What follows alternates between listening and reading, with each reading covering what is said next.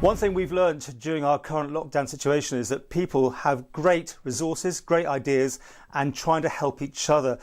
Will Faulds is joining us from the Apple Orphanage, and oh, great, you're outside with some of your products, I think they're behind you, Will. But it's away from apples. I mean, this is 3D printing and helping the NHS. Over to you. Yeah, so we're helping to coordinate CrowdShield.im, which is a group of community crowd-driven 3D printers who are manufacturing parts to create face shields for frontline workers on the Isle of Man. I think you've got an example. Can you show us that? Yeah. So I've got one of this is kind of a prototype model. So we've obviously been through a lot of testing and collaboration with departments of government to make sure that it is what they want, that they're happy with the quality. And we also have a very strict kind of quality control process in place as well. Now, the crazy thing is you don't actually have a 3D printer yourself, but you came up with this idea to organise other people. Yeah, I mean, it's not, I should say, it's not kind of a novel idea. There's initiatives like this going on all over the world. And I saw those kind of things going on and thought there must be those kind of resources available on the island. So I put out a call to people that I know who already had these kind of things and then spread the net a little bit further to see who else we could find on island with the facilities. And how's it been going? I mean, how many are you delivering or how many are needed?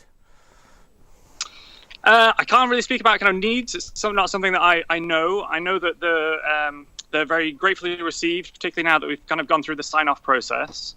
In terms of production, we have hit, I think, well, over this weekend, we've supplied more than 500 in. So we're pretty happy with the quantities we're producing.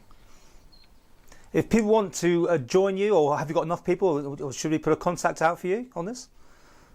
If people have got kind of access to 3D printers, then yeah, they absolutely should.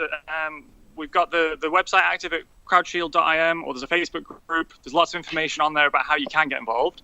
We've already had an amazing response to a fundraising effort, which is kind of to cover material costs only. And to be honest, we've had such a fantastic response to that I'm really fingers crossed that we're dealt with that emergency need. That's fantastic. Can I just get away from that and back to what would be your core business, or is that too much of a pun talking about apples? Have you had to stop? Are you carrying on? What's going on?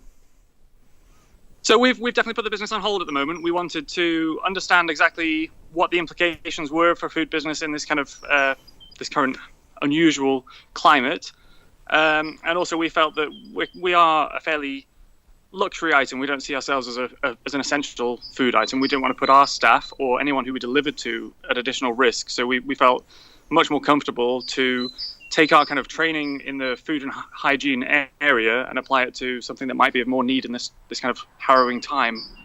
But at the end of the day, apples will need to be picked. You'll have product there that needs something doing with it, won't it, eventually? Yeah, it is. It's a scary time for the business. It's something that, in some ways, I think this might be a distractionary project for me. I can concentrate on this and make sure this is going really well, and we'll see what happens. I've got to say, it's an extremely difficult time for government. We are looking at what kind of support there will be there, and hopefully this will all be over if everyone kind of stays home and does what they're asked to. We'll be out of this soon enough that apple season will go ahead as normal, as my fingers are crossed for anyway.